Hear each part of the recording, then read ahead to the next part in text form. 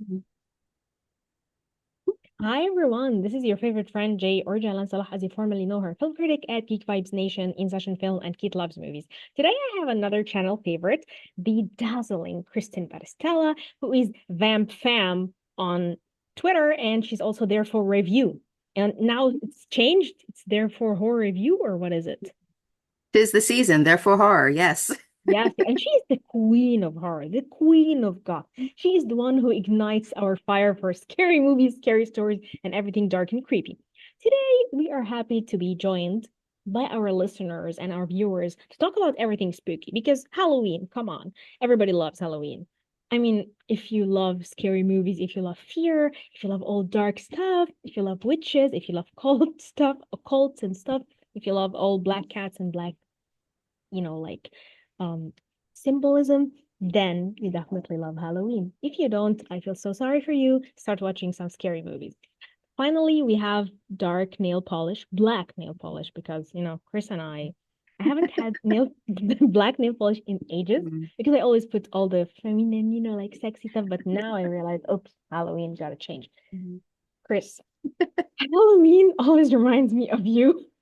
Oh, thank you. You are you're the witch and I'm the cat, right? But today I am the cat and you're the medieval princess. You're Right. the damsel. But Like the whole point of Halloween, I guess, is supposed to be out of your element, to go do something different, to disguise yourself so the spirits can't find you. So I pulled out an old, very old little Kmart costume. But yeah, I thought my black hair, my black nails, they have to stay. Sorry. I thought it would be funny, I guess, if I had some kind of blonde, like medieval, Rapunzel braid wigs or something, but I don't. So who wants to be blonde? Why be blonde when you can have, Frankenstein's bride streaks going exactly. through your hair? Why can we be blind when we can have dark hair and be gorgeous? Sorry, I don't want to. I Because tried it in the past and then ugh. But why do you think I associate you with all things scary? You're such a lovable girl. A gal. A lovable gal. Now you look like a damsel waiting for the prince to save her. However, whenever I think of a scary movie, a scary story, you're the first name that comes to mind. I don't know. My reputation precedes me. I don't know. I like scary things. I guess I like the antithesis of horror of, why do scary movies trigger our fight or flight response? What is it about these things that just invigorate us that we want to explore fear? Maybe it is just because I'm such a nice, wholesome person in real life, but I don't know. You are. You totally Am are. I? Yeah, girl, come on. You're like yes, you have a temper. And yes, I don't want to be on your bedside ever because I've seen what happened to people, but you're amazing. So, okay, Halloween is entirely different. It's very American to me. Like whenever I think of Halloween as a young girl, it's like American. I would always be like, yes, this is when murders happen. This is when kids are like getting candy for free. So, what is your earliest Halloween memory and what does Halloween mean to you? I don't know. I've been surprised more that people tend to think of Halloween as so American, that it's become so commercial. It's only second to Christmas and just the sheer millions of money that is spent. Like we were talking to Athena in the UK when we did the Women in Session podcast, and she said, it's not big here. People have decorations, they have candy, which surprises me because it came to America from Celtic origins, Irish immigrants coming here and going from carving turnips to carving pumpkins, So I don't know, growing up on a farm, it was always like a very big, important harvest time season, where it was the hay bales are stacked up everywhere, the dried corn stalks around all the trees. I remember some of my earliest memories, I guess, being very little and my mother backing out of the driveway, going to work, and she'd be like, it's Labor Day, don't put out all the Halloween stuff yet. And she'd come home and I'd have like the webbing like all over our front porch, and she'd be like, really? Seriously? And I was a bad child. I like to scare my sister. We actually went to the Halloween festival at the Wheaton Village here, which is the old glass factory. And so we had like all kinds of old glass things. That's what's here in the Pine Barrens, nothing but sand that we make glass. And I had a big old-fashioned like uh, lantern that had like this really huge amber globe that actually had the oil in it. So I could like turn like the gas light up and down. And I used to go outside my sister's window, dress up very spooky, and go outside my sister's window with my spooky lantern and scare her. So I was always interested in, I don't know, what makes things scary. And And I read too many books as a kid, so I was always into dressing up and acting out what I was doing and playing, and then started watching horror movies and was like, okay, wow. And life is a horror movie in itself, so I feel like Halloween just makes it even lighter subject matter. But Mm, it feels like to me, life is so horrific. true. Yeah. Sure. Well, back then it was the Halloween was like the only time that there were scary movies on TV, and it was a very crisp and cold season. So now the fact that it's, I don't know, year round, it's part of me is like, yes, yay, exciting. But then you'd always have people who always only think that horror is for October, and that's not the case at all. No, horror is for every day, even for summery, boring nights. So definitely I agree. So horror TV. Okay, we always talk about horror movies, but I think horror TV is very underrated. Although when you think about it, some of our favorite genre TV series is horror. It's supposed to be horror. It's at least, like supernatural, mythical, just sci-fi even that is very horrific, like X-Files, which I think scared me so much as a kid that I thought definitely horror. You're not sci-fi. I'm sorry, I'm not accepting. So, what draws you to horror TV as opposed to a horror movie that you can just put on and just leave? Like a horrific story that extends. Yeah, I think now recently there's been a lot more horror TV and the Netflixy that, or they're only very short, 2 or 3 seasons or only 10 episodes each. So you don't really necessarily have a lot of time with the characters, as opposed to in the past where there were a lot more anthology kind of shows, something like the Friday the 13th, the series, where you had a core group of characters that you kind of knew, and maybe they didn't get a lot of development or something, but it was always about the character. And then it was more like the horror of the week type of thing. So it was being able to have it in long form in a way, being able to share kind of more things as stories were going on. Like you felt like you went on a journey with people, as opposed to now when like there's cliffhangers or something, where shows get shortchanged. You're like, oh no, this could have been longer. We were ready to be on an epic exploration. And I've seen movies where I've thought, this would have made a good TV show. Like we could stay in this world. You have something unique here. Let's explore it. And like you said, like the X-Files, you have more time to explore these kinds of things. And I guess that's how the X-Files started. They did actually have a Jersey Devil episode very early on, and you're like, whoa, this is like way wrong. Not like So much. actual here Jersey Devil country, but it was very, yes, scary of the week type of thing. And then, but they had enough seasons where they were able to build out their story arcs, and you got some really elaborate conspiracies and the alien things happening when she had the baby. Yeah. So time was taken to be immersed in these kind of worlds that were asking these kind of existential questions, which is what I love that horror does.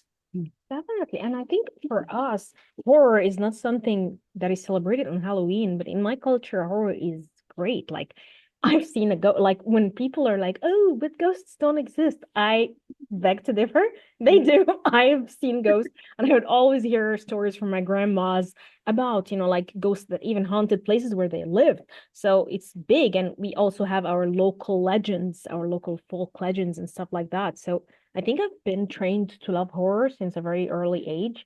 So I wish there was something horror TV that I could recommend here, but there isn't. I think the problem is the imagination is very vivid, but the way that people try to translate it into literature and art, kind of like they didn't meet, unfortunately, unlike, in other parts of the world. But for me, horror TV is always going to be Are You Afraid of the Dark? Because I watched this at an early age and I loved it. I wished I could be with this group of friends and try and make up a story to impress them and tell them something spooky.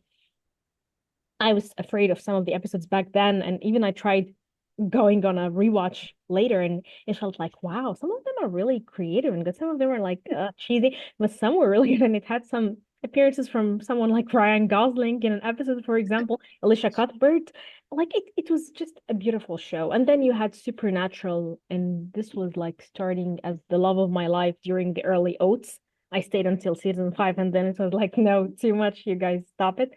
But it was like, I think I loved it. I loved the earlier seasons where it was all folk legends all over Americana, and you would see every state with, like the spooky story, and you get to see how they interact and stuff like that. And then, I don't know, my relationship with horror TV kind of fell off the wagon. I don't know why, but probably because there's too much, like you said, like I would never watch Stranger Things. I don't even know what exists anymore. Like, what are the horror TV series that exist right now on the platform? Do you know? Because I feel like I'm way behind.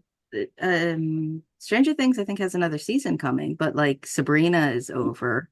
And they had a couple other, Wednesday. they bought a lot of similar IPs because their idea is, well, if you watch one, that you would watch another. Would they have like the key, the portable key, or they had several other, they were adapting all different like graphic novels or other, YA books or something. I didn't read so many YA books when I was a kid.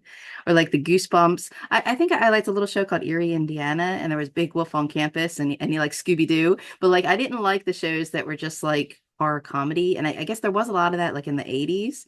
And then yeah, even in the 90s, I didn't really care for Buffy when I first saw it. And then, I went off and did other things and then kind of came back to, okay, this is more mature. Now I can watch the whole show. Yeah. So yeah, now I think it's very different. There's been a lot of things that I think there was a show on Amazon that was like a sci-fi, like somebody's UFO in the backyard, scary, or like Lovecraft Country, I think didn't last very long. That was a Max show. So I don't know and this idea that we just saw about like horror fatigue. It's like that's such baloney. It's like, there's audiences that are striving for this kind of content. There can be no such thing as fatigue. And how the way they, always pull out more horror movies, when it's time to do something like this. So it was like, oh, okay, like, one season of Stranger Things was a hit, one season of Sabrina was a hit. So then they had like five other shows that looked exactly like them. And you can't, copycat these kind of things or be so formulaic, where some of them they even filmed in the same sets. Like they had the same staircase Ew, in some of these shows. And it was sounds just like, awful. you're missing the point entirely if you're not, having us get into what the characters are and getting into what fears them. Like everybody latched onto that. There is that great moment in Stranger Things where it's because she's obsessed with Kate Bush, and it was because we understood the character and we appreciated the song and that there was this moment of peril that she was reaching into herself, through this music. It was like, okay, do more of that, please. Don't just copycat everything. Mhm. Don't go for audience reception, reactions, and content analysis because this will kill your show, you idiots. It's so uncreative. Stop it. Also, there is Wednesday, I think, which is like a branch Oh of the yeah, Addams Family. yeah. I don't have Netflix anymore, so I haven't seen that one. I have like for me, horror, even something like the Addams Family, I didn't find Yeah, it horrific. I thought it was funny. For me, it was no. like a comedy show. But yeah, that's ironic. Like I didn't like 80s ones that were happening then. And I think they even had like well, there were Munsters and Colors. I think they tried doing Munster reunions and they had new Addams Family shows. And it was like I didn't care for those, but it's like yes, I will always watch there was that whole fantasy, even the Bewitched and I Dream of Jeannie, but it was like the Addams Family, the Munsters. It was like I still watch those, like I don't know, there is something charming about them. And I have done long form, like episode by episode reviews of those also. And sometimes it is kind of if you've seen one, you've seen them all. And it's like, oh, oh, there's this episode with Cousin It. Here's another episode with Cousin It. Here's Herman having a job problem. Oh, it's the same thing over and over again. But yet they're just very charming in their own ways. Again, these examinations of who are the people that are weird or the monsters, but they're the ones that are the good society people. And it's always these rude, ignorant people coming to scam them or want to buy their stuff or something. So it's like it strangely wholesome in just that they're just still loving families, accepting who they are, and how that little thing of Herman going viral, saying, I don't care, if you're black, white, orange, green, handsome or like your father, it's the only thing that matters is the size of your heart and the content of your character. It's like, well, yes, yes, yes. Yes, we It's, need more to of this. think that it's horror that's giving us these mantras, and I feel weird saying serious things when I'm in such a silly costume. Is my Doing? voice being You're taken not, seriously you're a today? damsel. You're just such a damsel. Like I feel someone is going to save you from this place. You're damsel material, man. This is the Princess Save me from Bride my remake. horror movies. Ah! This is your damsel scream. And I'm trying to put a spell on you to stop the prince from finding like You this. you do look very Strega. That's the kind of thing we heard as little kids. Again, even from Nana, the good Catholics, it was always, oh no, you have to have the salt, and there are the demons outside of your house, and you need to I'm protect the all your demon. windows and everything. Oh, so I'm the demon. Ooh, okay. See what I'm going to There's possess. actually kind of old paintings where you'll see people like greeting each other at the door, and you'll see like a little demon like sitting on like the roof, like waiting, like, yeah, I can't come in yet. Beware, kids. Beware. The Strega, Okay. Krampus, yeah. Okay. We have Santa Lucia coming up. That's a positive one, but I guess yeah, a lot of people don't know about some of the Strega like Italian witches. I love this. Please tell me more about it because I love that I'm an Italian witch. Thank you. Grazie. That's what you know. It's very funny because we come from glass towns. My grandmother had given me a statue of Mary Madonna, and it had like the little hole in the back of it where it had been where they break it from sort of the pipe on the kiln, where after it's been molded and shaped. Wow. And so I took this little Madonna statue. Again, like around here, there was a time where you could tell everybody who was Catholic was because they had a Madonna statue on their front yard. And I actually took this little statue and I stuffed it with bags of salt and garlic, and I kept it by my window because I was like, nobody can get in my window. And then sometimes my dad would knock on my door and he'd be like, "We're out of salt again. I need to borrow some of your salt." You pick up the And family soul. these things about like you can put a salt circle around you to protect you. I wish I could put like an entire salt circle around my house. And you're right. But what? You're right. Like I love salt. I think And salt is then, very and protective. I have seen that in a couple movies. I was really surprised. I was like, the You thought? spell it was about the Appalachian horror, and I was like, yeah, oh my God, yes, this is in a movie finally. And I saw some reviews of people giving that a negative response, and it was more of a African American, Black American kind of Appalachia, and I rarely do this, but I actually looked to see who the reviewer was to see that it was a white person. And I thought that's because you just don't understand this rural American folklore.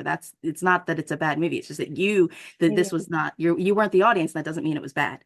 Hmm. So just because you didn't understand the horror, and and that's what I love about horror sometimes is that it expresses these things that people don't know or that they don't understand. And maybe we should be paying more attention to these things. Yep. So your favorite horror TV? I know Buffy, but I don't know your relationship to Buffy because it feels complicated. I thought you loved it from the first moment. No. What is going on, Chris? Tell me No. all about it. Mm, I'm sorry, I'm ready with my pumpkin spice tea. Um, well, no, Buffy the first couple seasons, well, maybe the first season, because the first season was very short. I didn't really care for it. It seemed, I don't know, too juvenile or something. And I still really don't like, I never liked Whedon anyway, but that whole Whedon speak or his entire tone, I didn't really like.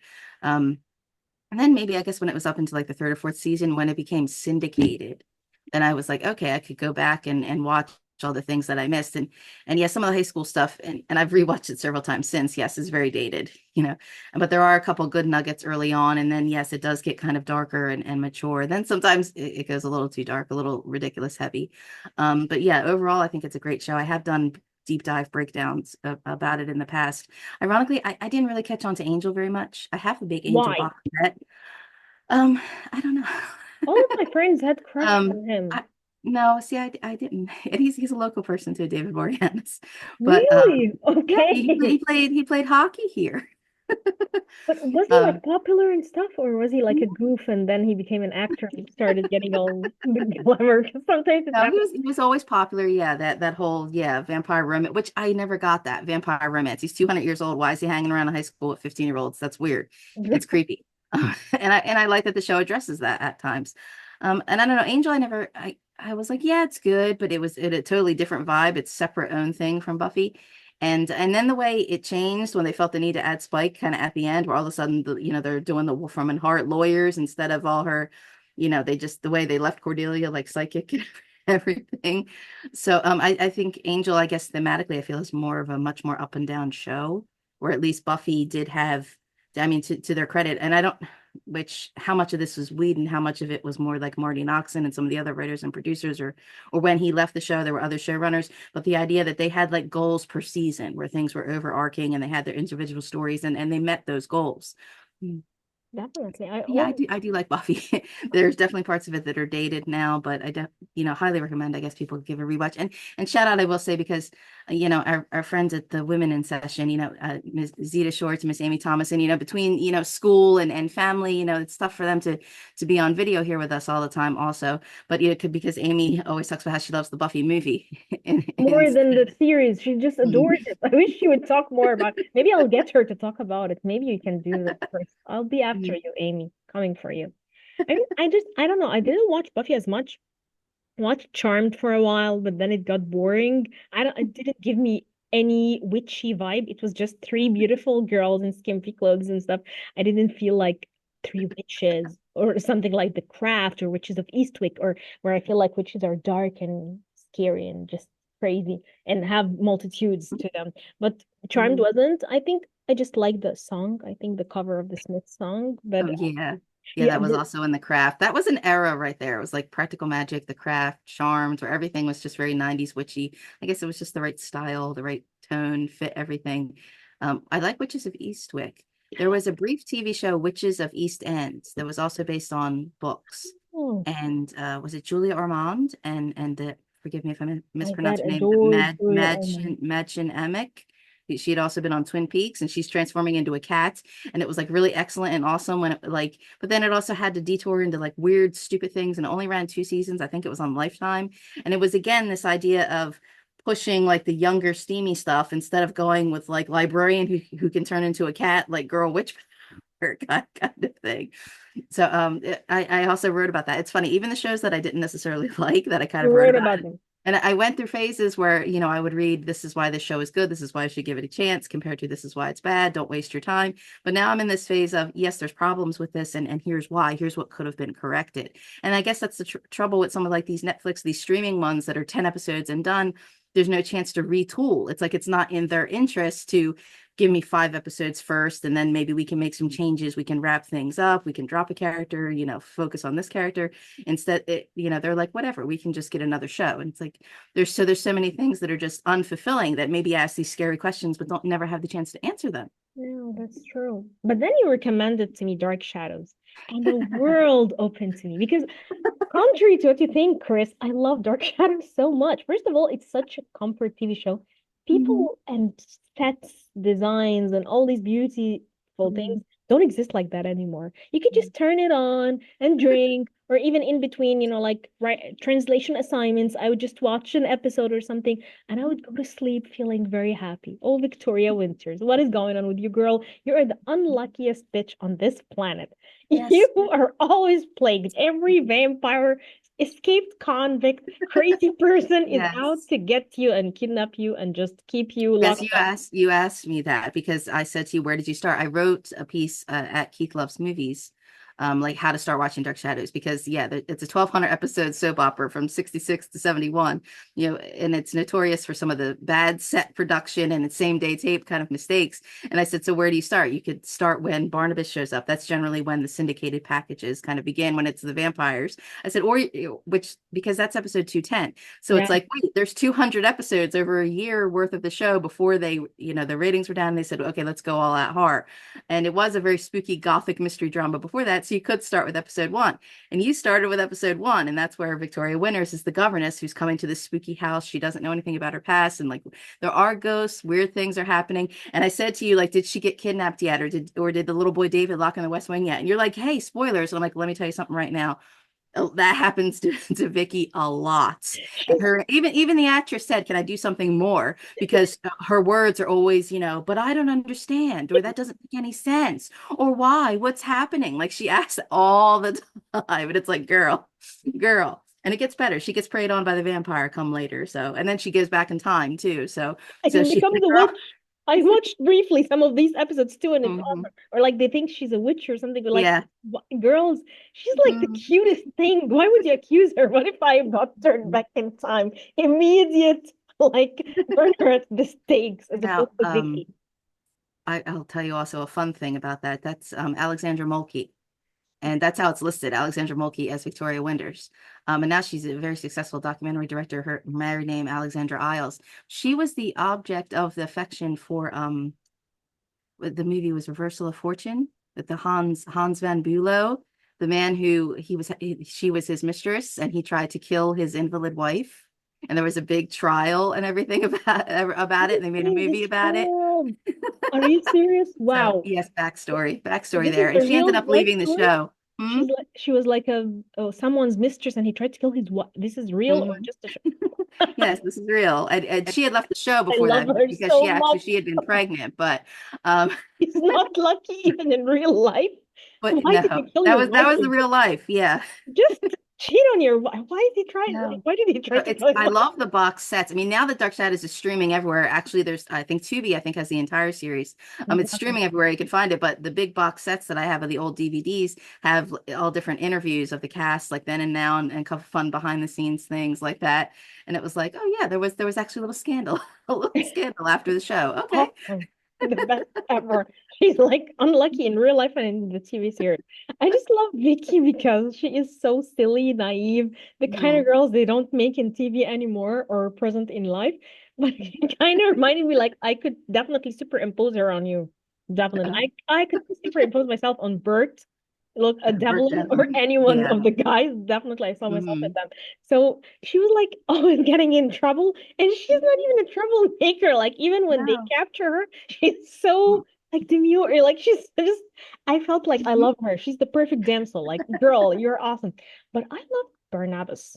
I loved him so Oh, much. Barnabas. Oh, Oh, I think I just started from the beginning and then I got into the family drama and I was like, mhm. guys, why? But still, I was addicted. Like, I wanted to know what's going on with this family.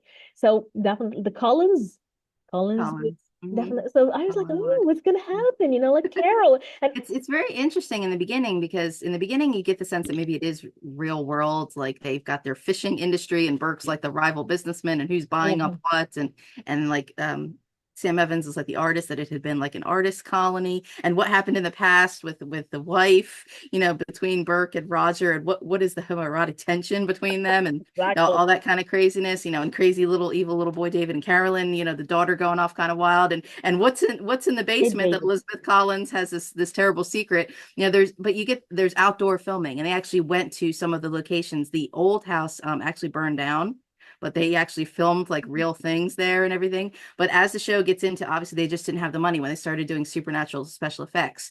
So in the beginning, you're really steeped into this community and this world, and it's very black and white and it's very eerie. But then once it goes to the color and the special effects, it becomes very insular. You don't get outdoor scenery anymore, and it just becomes like this own separate like entity, like this own vibe, like the music.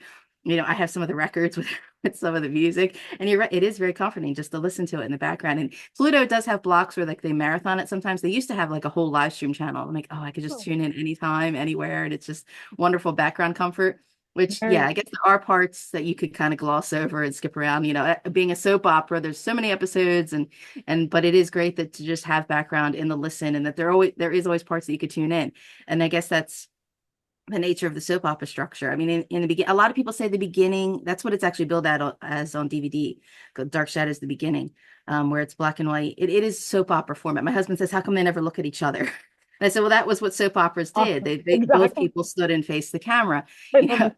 and the way they speak in the old fashioned like mid Atlantic, like the Rome, all these weird like over accentuation of words because they were all just staged like New York kind of theater folks. And so it can be very slow. One thing happens, they spend so many episodes talking about it, but then like it gets really intense. It's like the horror things kind of go on and it gets really wild. So it goes from, yes, this is a comfort time, but then you're like, whoa, serious stuff happened. They just had like a werewolf, jumping down and attacking people. Like, oh, okay, this is scary. Wow, I haven't reached the werewolf I part haven't gotten yet. that far yet. Oh my God, but I watched, like I told you, like I watched the back in time witchy stuff because I was like, wow, seriously, Victoria, why? But this is awesome. The fact that she was like kidnapped on like about 10 episodes or something, and Mhm, to get the brat David talk. They had like 2 episodes where it's like, talk, David, tell us. No, mhm, I don't know what's going. It was like, just talk, mhm. you bastard. And then I remembered Yeah. it's a soap opera. This is what people Yeah. in soap opera, or like, oh, I need to put some sugar in your coffee, and they're like going around each other. Yeah, they've got like this breakfast room in the beginning where like they sit down and have cups of coffee and talk about what's happened. And like once the special effects come, you never see that set again. And it's so funny, like little David, man's evil, man. Like he took like the brake valve out of the car. And then it's, who's got the brake valve? They look in his room. Did you have the brake valve? Well, no, he puts it in Vicky's room. Why does Vicky have the brake valve? Okay. Who has, and then there's an incriminating pen. And it's like there were two pens just like it that were special custom made for Roger or Burke. So it's like, who has the pen? Who has the pen? Who did this? Who did that? And you're like, oh my, even my husband to this day, will be like, the pen, who has the pen? Every time he's asking for a pen, the pen, we're like, oh my God, the stupid the stupid pen from Dark Shadows. But then there were ghostly things all along, these legends about the ghosts of Widow's Hill and Josette Collins being at the old house. And it's funny because it's a soap opera. You could say who gets the legend right or wrong about what really happened, but like you do see some early effects of the Josette going down the staircase kind of in like the old house. And when Vicky's kidnapped a couple times, there's like the ghost of Bill Malloy, like there's phantom seaweed in like the abandoned west wing of the house, that he comes and Oh, and that and the songs like the drunken sailor song like just repeats over and over again. So it's like you have to accept it at yes, it's gonna have hokey things, but you're like, but then it's better than you expect it to be. much better and very enjoyable and very comfort zone and very like I love even some of the silly stuff like I love like she's trying to escape but then I think she played the mind game on the convict Matthew and she's like no you don't remember me but then I was like Mhm. girl run you idiot yes he's going through a temporary memory loss but he Mhm. suddenly no you're Victor and started I was like Mhm. girl just do it. Then when she goes back to 1795, it's like you have to explain, like, oh no, they go in the past, but then theater company, like everybody resets playing new characters, the new ancestors. So every person she sees is like, oh my God, you look just like somebody I know. And then when she sees the same actor as who played Matthew Morgan, who kidnapped her, is like the good like servant Ben Stokes. She's all screaming at him, and it's oh no, it's okay. I thought you were somebody I knew. You remind me of someone. So you get that when she goes back into the past for every single person that you meet, and it's like oh no, there's somebody else now. And then when she goes back, the seance, which the technical mechanics make absolutely no sense. When she's back from the seance, every person she sees, she's like, oh, you were this person in the past. You were that person in the past. Yeah. It's insane. And the Burt Rogers Hmm. storyline was just wow. I liked it. I love them so much. Like now those are cool dudes. Okay, apart from the idea that Carolyn had like a beard boyfriend and then she actually had the hots for Bert and also wanted Hmm. her uncle and she's such a vixen. Okay. So yeah, but still I like Bert versus Rogers and like, oh Definitely. guys, did you Hmm. date? Burt Did you? Devlin and Roger Davis. And and as I said, they were New York theater scene. So actually a lot of the men on the show were gay, and actually a lot of them did die of AIDS. Oh And poor baby. it's very funny later on when Angelique is a vampire and she's preying on Joe Haskell, Joel Crothers, who did die of AIDS. And then we're also when she's fighting Roger Davis. Yeah, no, that's a different person. I was just fighting Roger and Lewis Edmonds, that's his real name. And there's a huge LGBT following of Dark Shadows because when you're looking at these storylines, there is a very deep seated, but she's biting him and he's going, no, I don't want to go to her. No, this is bad. This is wrong. I shouldn't be doing these things and don't want to do. So there's a whole very suggestive kind of situation, vampires who's biting who and what's really happening in the relationship. So there's definitely you could certainly look at the show with a homoerotic kind of undertone to it. And this whole love triangle with Burke and Roger and his wife Laura, you're like, what actually was happening there? Exactly. What happened there, you guys? And you could say, yes, are we putting modern sensibilities on it? But then you're looking at this going, no, these things were there. The way they help each other, the way they would face each other, it was always sending electricity to me, even more than the hetero relationship. No, please, thank you. Enough of And that. when Barnabas has his servant Willie, and he's always the Willie beater, when he's always hitting him with his cane, and Very again the BDSM. idea that a man bit another man, you're like, what was their relationship? Even when Willie first shows up with Jason McGuire, you're like, they say they met each other in prison, and you're like, I don't know, what is their relationship? What did they do? It was So dumb there's stuff. lots of things to read between the lines, about what's happening in the show. And that's what makes it more exciting because I never thought it would be like that exciting and that just engaging. So for me, I definitely recommend it to everyone. Just watch an episode a day, even more to when you're having a bad day or even in It's between addictive. movies. Exactly. In movies, you just have to review or things that you have to watch because you have to be relevant. And So I spoke with Phil at Making Tarantino about House of Dark Shadows, the movie that they made based on the show, which goes out with more hammer, gore, and everything. And he said he was talking so fast. He said he was so excited. He kept watching more and more and more of it. So we've roped other people into the show too, as we've talked, as I've written things, more folks have gotten into it. you can get anyone into anything because first of all, it was the fierceness, and then now we have Dark Shadow. I wonder what's next, girl. Yes, we have a lot to think about. Okay, so we're gonna definitely recommend Dark Shadows. But what else in horror TV do you recommend to someone who's probably never seen it before? Like everybody's seen, I hope everybody's seen X-Files, everybody has seen Buffy, or Supernatural at a certain point, but what else? What is a hidden gem? Well, I guess nowadays Tales from the Crypt is a hidden gem to people simply because it's not available on streaming anywhere. You generally have to have the DVD sets. That's just another great anthology show. I don't think Tales from the Dark Side is available anywhere either. Yeah, and that's the thing. You have to have the box sets of a lot of these shows. I don't know if that's just rights issues or music kind of between them or what, but they all have excellent kind of great nuggets, you know. And when I was a kid, nothing terrorized me more than that Tales from the Dark Side opening. It starts out all sunny and some pastures and pretty trees and everything. And then it's like, but there's an evil, there's a dark side. And it like reverses like the negative kind of image. So you see like all these black and white, like eerie, scary trees. I'm like, I don't want to go to this place. And yet I live in the middle of the spooky forest right now, but with the Jersey Devil. But you know, I guess nowadays people maybe think that horror TV is like some kind of new fad, and it's like no, it's been around a very long time.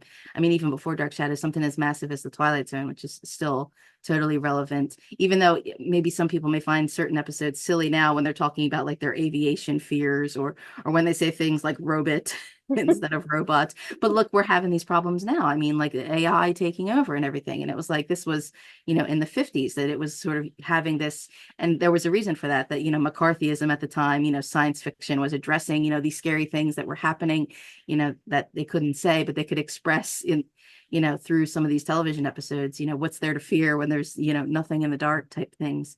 But so there's like, to me, there's like granddaddies of like, no, everybody should give Dark Shadows a chance, even if you may think it's hokey or silly. It's like, no, it's not. You know, if you hang in and get into it, you'll get really excited, get really addicted. All of a sudden, you'll want to, you know, marathon all 1,200 and some episodes, Me even though too. some sequences of it are better than others.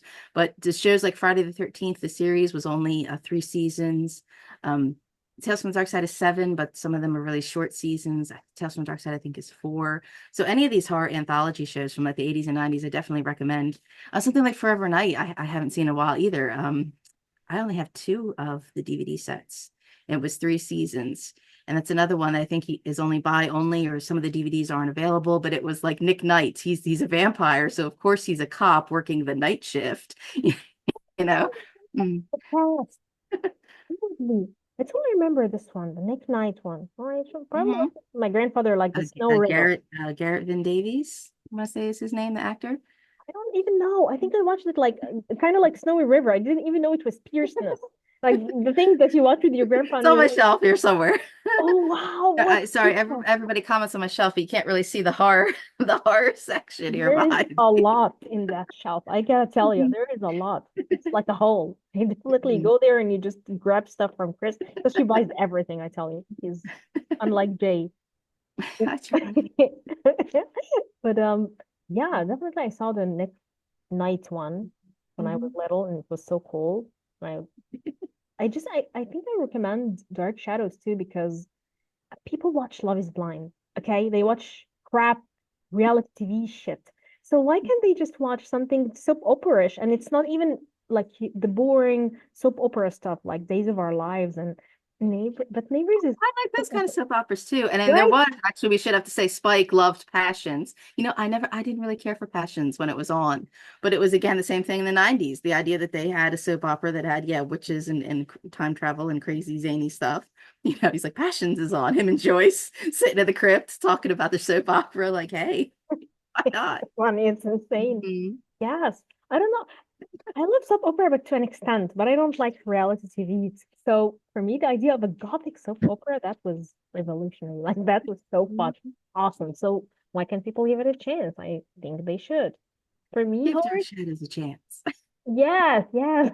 And for me, I think just horror is beautiful and horror should be explored at all costs. And Dark Shadows is not just horror as in scary horror, but it's very creepy. It gets under your skin because when you think of those sets and these even like practical special effects or whatever, and they could seem corny or just funny or just bad, but they're still really good because people back in the time didn't have half of the stuff that people have now, and yet they make shitty movies and you could tell all the faults and pinpoint them and Mhm. people get mad at you and they start wars on Twitter.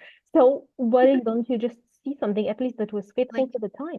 and people say that it's camp, and an example, I cannot stand it. The Tim Burton movie adaptation, No, Dark no, no, Shadows, it's terrible. the tone of everything wrong about the show because the show never played itself as funny. I mean, we could say that No. it's camp now because of some of the overtop things that were happening. Yeah, like I said, the stage acting or the undercurrent kind of storylines, but they played it completely seriously. And as I said, same day tape, you could clearly see people looking at the teleprompter. They make mistakes, they flub up, and sometimes it's very fitting if they're so scared they can't say their lines, and it's like, oh, this is really effective.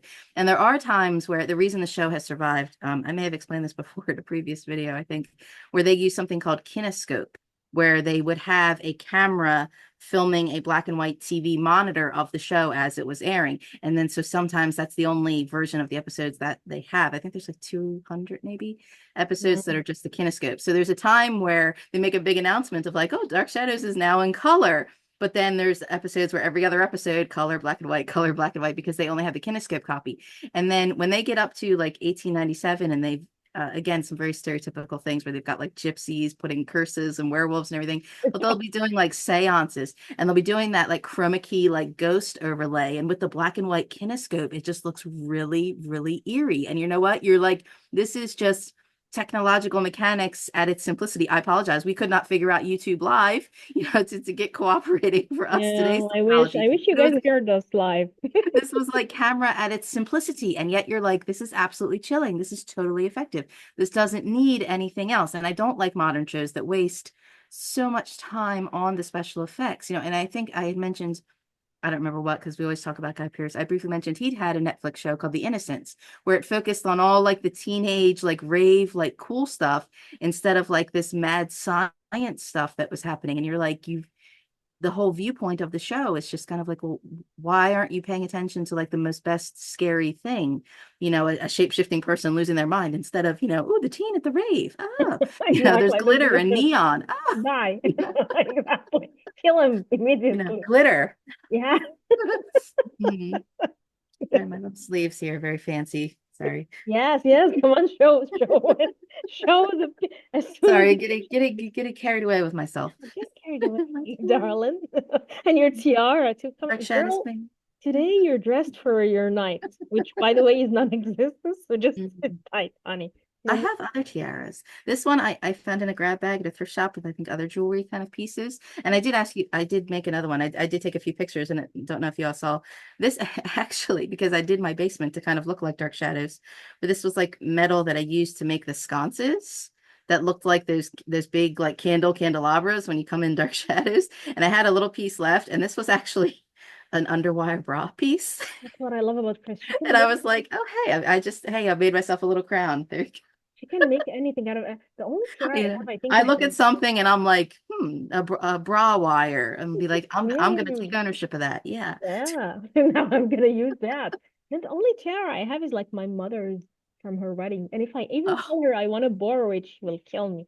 I wish yeah. I could do it and like kind of girly, but then I'll spit or say something gross and it will be killed. But I have to do it. Like I have to convince my mom. I So yeah, did dress up in my mother's clothes when I was a kid because they had the like, wedding yeah, dress. like 60s and 70s, and my whole house, my parents did like redid our house and in like that Spanish Gothic revival kind of style, like all that Oh, 70s. So like everything was like old fashioned, like wood beams and wood flooring. And we had like these really innate, like carved, like beautiful, like furniture and old fashioned kind of things. And my mother'd say, you can do your house however you want and now I've got like an orange chair just like was in my parents' house when I was a kid, we're and I have repeating the our same, trauma. the man with the golden helmet that I used to have seances and scare my sister and tell her that the evil man in the painting was coming to get her. It's a hideous painting, but it's hanging up right here on my wall. I believe it, So girl. yes, I was always into, I wouldn't say I saw something on Dark Shadows and then went ahead and did it, but I was always very inspired of just, I don't know, the macabre or the eerie kind of things. I couldn't wait to, rake the leaves and everything was cold and crisp. Yeah. I know, Just this, I we're don't know, just this time dark. of year. Yeah, we vibe with the darkness. I don't understand the cheerful, happy day. I don't want them. Like, I don't. Oh. Although I'm kind of, people say, like, Jalen, you just smile and you give us kind but I'm also dark. So I hope the darkness shows. And with you, I find my darkness full blown. Well, I think you have to go hand in hand. You have to examine or ask these questions. I mean, I had to explain this to somebody the other day. They said like Halloween was very devilish or something. I'm like, no, it's not. And I tried to explain, like when people say, oh, they should have trick-or-treating on like the weekend, like Halloween should not be October 31st. But, Okay. brief explanation, folks, you could look up these kind of things. things like Samhain, the Celtic origins, but the Mhm. way the church co-opted this, that this was All Saints Day was November 1st.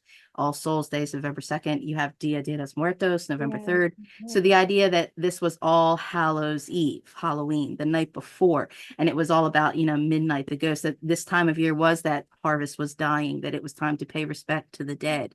And that, then there is these Celtic traditions of disguising yourselves to avoid like when the veil between the worlds is different, but it's not anything evil. This is what cultures did for centuries, that somewhere along the line it got co-opted into trunk or treats were like the only safe safe places or something.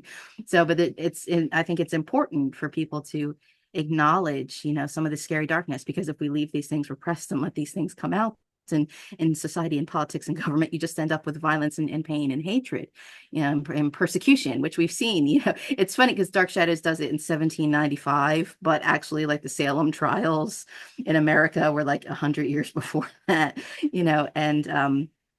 And which things we did have here in America with Salem that everybody knows is very famous is very, very, very small in comparison to the, hundreds of thousands, the Malefice Maleficarum, where that somebody just up and pointed at somebody and said, "You're a witch," and they were burned at the stake. So it's, again, people maybe don't know the history of Halloween. And Salem was another show that I was very, very disappointed. It only ran a couple seasons, and the modern aesthetics and like the modern tone of it was just kind of weird. I'm like, and you have all the historical meat right there, like utilize that. So we need to get back to exploring, horror in our history, and taking a good look at ourselves. Exactly. I only like Talon's Lot. This is the one that I liked, and the old one. They have like now a modern remake, which I'm not gonna watch, but they had one in like the 70s, so another horror TV magic. Yeah, I don't Mhm. know. I think to examine horror is to examine part of us, a part of history, a part of the human desire or the human subconscious that is very unleashed. And through horror, you can say a lot of things that you can't say without horror, obviously. So I don't know. For me, Halloween, probably because it's not as loaded as when you think about it from this standpoint, even religious standpoint. Because, yeah, we also get these, like you can't celebrate it. But guys, it's not like I'm going to kiss a skeleton or, like bury it in my yard. I'm just Mhm. going out and having fun and being an idiot and watching a horror movie or just dressing up with my buddies and stuff. So yeah, I don't think probably don't put too much on stuff. Maybe. Thank you. I understand where the religious point is coming from. Thank you all very much, collective, like Abrahamic religion stuff. But just don't, like I mean, chill, dudes. Just be happy. There are other horror stuff happening in the real world, other things that probably should take our attention. So what you said very eloquently, my dear, and I Was it eloquent? I don't know. I just like think that anything I say sounds stupid because I'm wearing a tiara. no, no, no, no, no. It's actually awesome. Like the tiara preaching Mhm. damsel. This is The this should tiara. be a show in Yes, itself. I had wanted to be a minister at one point, and so it's like, yeah, now what am I doing? I'm administering the horror, Now you're ministering everyone, and even writing on Twitter, you can feel yourself pointing. So, what Mm. did you think of the Timothy Chalamet look-alike contest? I'm not even sure that was him. I'm sorry. I don't think it was him. And it was like, what is there to dress up? It's not like he looks very distinct. He looks like he's like 15 and it's like 96. It's He cute. looks like one of the goofy people on a Buffy. Exactly, like one of the dorks, like the one she would never even date. I can't believe this is Mhm. like the guy at the time. Like, no, sorry, dude. Can't. And also sometimes I look at him and feel like, oh, it would be guilty if I liked him. Like I would feel like a predator. He's Yeah. he looks like he hasn't hit puberty, so yeah, this contest. I that part of Buffy where he says something like, "My heart, I wish I could take out and give to you. I love you so much." And they're holding each other and they're like, "That's really nice, but it's also really gross." And he's like, "Yeah, I thought that too."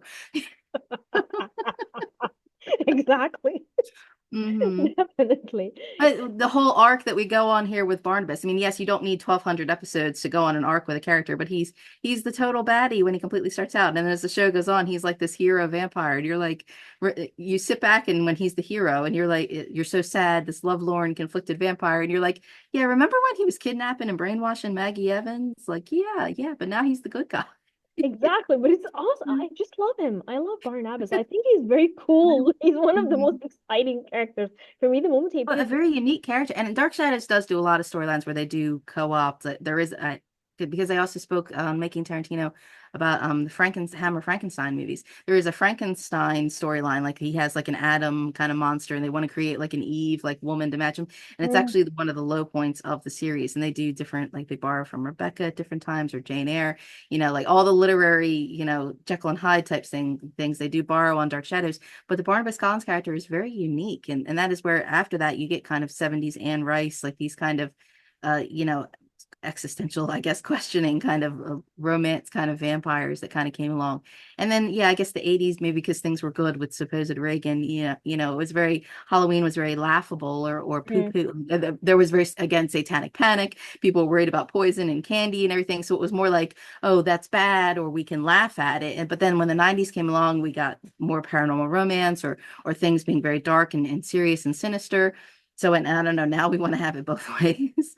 I don't know. Now they lack vision. Now they just don't know what they want to do. They want to do like horror, social commentary and political commentary horror, or just silly, goofy horror, or kind of like genre-ish without any depth horror. I feel like currently most filmmakers or writers lack a vision. They just after what the studios want, what will get viewership, what will get money at the box office. This is why you think things are just failing. Like Mm. But yet the films that are having all the success are the indie horror films who are just going their own way. So, that's so true. If only we focus on that more and don't milk it. Like, yes, you have a very like successful film. Let's do like three after. No, you're gonna kill it. Why? I was afraid they would do like long legs too.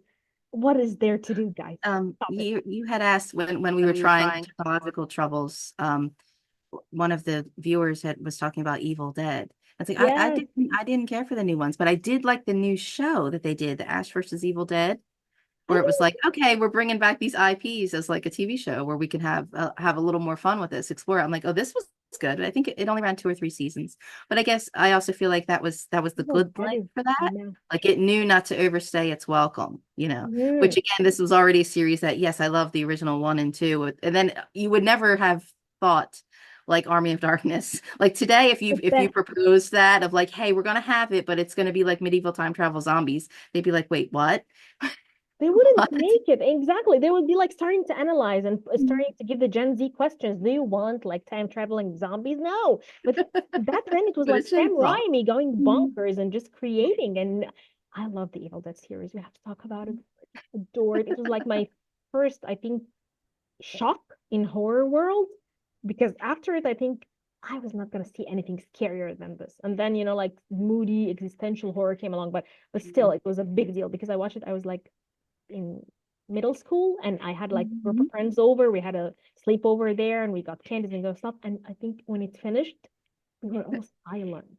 No one wanted to Mhm. do anything. We were just like, oh my God, this was so scary. Oh, and we started looking at each other Mhm. like, oh, are you gonna turn at me or whatever? So yeah, I just love Evil Dead. It's Mhm. impossible for me. So yeah, just I just love horror. I love talking about horror, and I love Dark Shadows so much. And I think it's just always fun to talk about horror with a fellow horror maniac or horror lover. So yeah, And I wouldn't say my mother's not a horror person at all. Like I said, she hated when I dressed up and was doing something crazy and zany and causing trouble and doing Halloween all the time.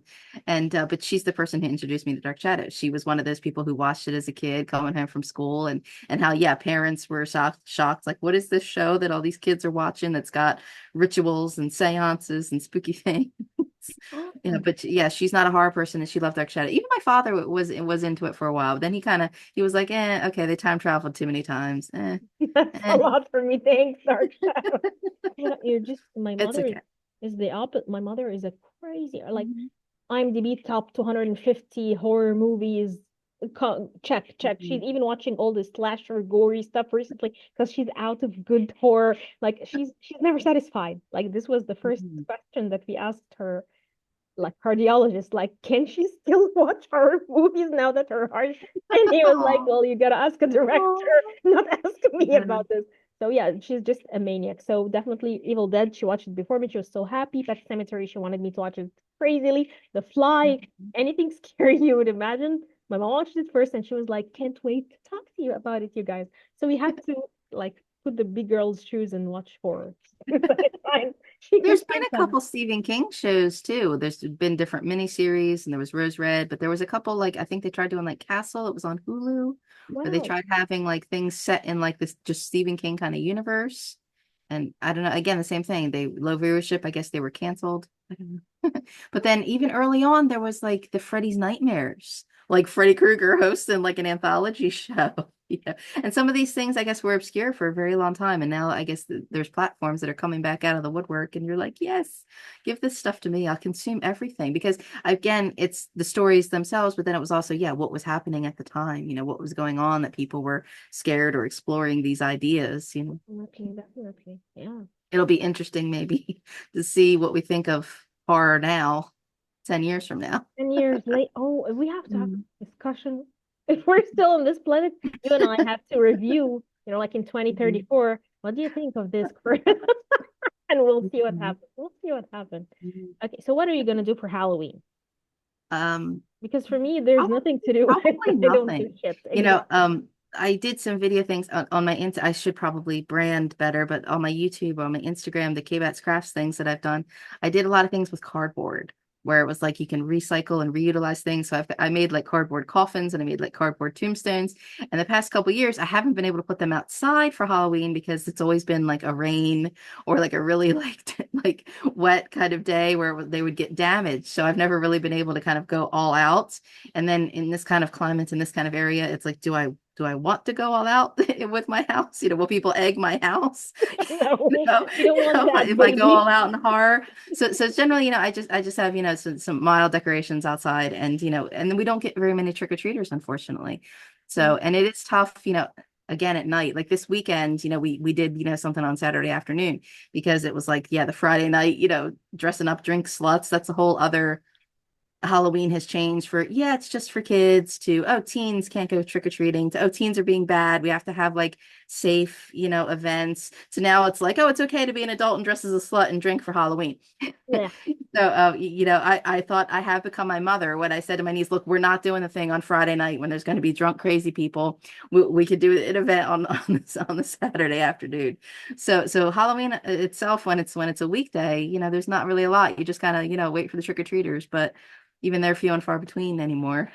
I Awesome. end up eating most of my candy, that's what, and probably just watching something scary myself. Yep. Our Definitely. scary marathons, generally start in August and they still go on through November. So, and my husband wanted to watch Black Christmas, and I'm like, why don't we save that one for? So For we'll save that Christmas, till near Christmas. actually. I hope I can watch Terrifier 3. I really wanted to watch Smile 2, but I can't go to the movie theater right now. I have a lot of crap. But I'm definitely, hopefully, I'll watch Terrifier 3 and probably just play with some friends, restaurants and stuff. Killer So, Clowns from Outer Space. No. yeah. Oh my, this is like my guilty pleasure. This is my love. This is like where I go to when I just want to zone out. So, yeah, definitely. And Killer I Clowns. like Halloween episodes from like other shows. I mean, yes, there's Halloween Buffy episodes, and well, the Tales from the Crypt a couple times did like Christmas episodes, but then they also have like evil Halloween episodes that are really excellent. And some of those were written by Stephen King, I think. But like I like watching like the Frasier Halloween episode. Me too.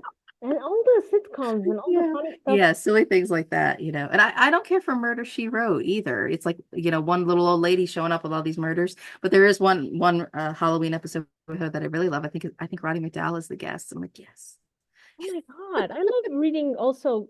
I think there was a great Agatha Christie book about that took place in Halloween. I will never forget Oh. it because I read it so young and I think it was so scary, so intense. I was like, wow, Mhm. Agatha Christie, why are you going horror? You're just a detective writer. But I think a lot of her stuff really scared me as a kid because she just got into the insight of certain Mhm. people and why killings happen and stuff like that. So wow, Mhm. definitely gonna Love review. the Star Trek too, Cat's Paw kind of medieval spooky Halloween episode. I don't even just like medieval things. See, I like it has to be medieval spooky. Yeah, medieval spooky. Yes, definitely. And Oh, you'll it's all still better. and you'll Mhm. still be a damsel girl, and there will be like this knight in all iron and stuff, and he'll just come and he'll turn out to be an evil creature, and you will lose all sense of damselness. You'll just run. Good, good. That's awesome. Maybe this does explain a lot about me, my parents' house, because they had these like conquistador statues that Mm, had little shields and helmets, and I'd be like, ooh. definitely. I think they implanted this stuff in us. I read Ivanhoe, which you hate at a very, very young age. And I think Mm. this is what made me realize I really like that. But I wanted to be like the Ivanhoe and I wanted to go on these jewels and stuff like that. So yeah, definitely didn't want to burn at the tower. No, thank you very much. I don't want to be the girl in the story. So definitely you guys implanted this in us. You made us horror fans. Thank you very much Literature. for having all these inky Yeah, words. I mean, back then it was okay to watch scary things. It was okay to read scary stories, because my parents were there to say, this is good, this is bad, don't do this, don't do that, or there's a reason why things are scary, or, you have to be, mature to not be scared by these kinds of things. So I don't know if we lost that somewhere along the line, or we're to not this, not that, don't do this, don't do that kind of thing. But it's like, I think it's important to examine, these light and dark kind of issues that can be expressed through horror. And I also think that what made us cinephiles, what made us artistic, is that we watched things too early, too soon. Like, probably we didn't watch all this horror and violence at a young age. Thank you, Right. our parents. But hey, it happened. I know this is probably things that they discovered is not right for kids and stuff like that. But I mean, I don't know. I don't care. And maybe we're messed up, but hey, we are also good writers. So yeah, definitely. It's I not will messed up to ask questions about why something is scary. we were made inquisitive creatures, people who just want to know everything and who are curious and want to ask about the world. So Inquisitive Inquisition. Hmm. okay. I'm scared now. I'm like drawing all these things to me. No, no, no, I need positive energy, positive vibes, good people, good food, just enough. Okay. Mhm. So yeah, I will always take that over being a boring kid who was taught the right things. Oh, no, thank you very much. So Mhm. yeah. Any final thoughts? What are you working on right now? What are you Um, up to? well, probably more things I should have finished at InSessionFilm.com that I haven't finished yet. But, Halloween deadline. I'm like, yes, Halloween is a deadline, but no, I'm still going to be talking about horror come November too. I had a couple looking at Dracula on television, a couple Dracula TV shows at KeithLovesMovies.com. And I went through some things on BritBox. There's some really great Frankenstein shows on BritBox as well. So, yeah, trying to get some of my horror writing done. And I did do a couple craft and family things that maybe I'll be able to update some of my craft things that I do, like my Halloween DIY stuff. But it's a lot. It's, you think you've got time to do something, and this month just went very fast. And it was No, like, I want to consume, I want to watch, I want to create, but there's just not enough time to do everything. no, no, no, no. And I'm still preparing for the Demi Moore episode on Women in Session podcast. And Yeah, also, I do have more Guy Pearce horror things that I have to do too. Of okay. course. So Of there course. will always be a Guy Pearce thing. I tell you guys, Guy Pearce is there to stay. So watch it. And I have like I'm watching Frankenstein versus the Wolfman or something. I like it Yeah. so much. I don't like some parts of it, but I really like the transformation scenes. It's so good. Mhm. Although it will always be Lon Chaney Yeah. Frankenstein for me. Sorry, no other Frankenstein. But this one is so cool. Like, yeah, come on, do it. So definitely preparing for our ill-fated, delayed, postponed Frankenstein Frankenstein. episode. Please be soon. So yeah, this is what I'm doing. And it's always a pleasure talking with you about horror Thank you. or about anything, baby. Thank you Mhm. for coming. I hope there was some nuggets of wisdom in here among all the silliness and all the technological terrors. Usually you're like the wisdom, I'm the silliness. So definitely I'm just, yeah, listen to her. Don't listen to me. You're wise with your witch hat, and I'm just like, ooh, the little princess just And then rattling you on go about on scary these things. like heated speeches. Like you take off your tiara and start going, and then I'm like, this doesn't sit right, man. This is not it. I'm like, dude, material. Definitely. We Mhm. just complete each other, Kris, and it's a great team. We just missed our two other amazing girls, Zita and Amy. Yes, Mhm. coming soon for you Mhm. guys. But then thank you Mhm. for And coming. it's been really nice to have a lot of people commenting and asking us to do other appearances and writings and everything. And a lot of people were excited about our alien.